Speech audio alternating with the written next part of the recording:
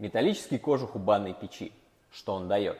Металлический кожух – это самая простая конструкция для банной печки. При такой комплектации холодный воздух засасывается снизу под печку и сверху выходит разогретый.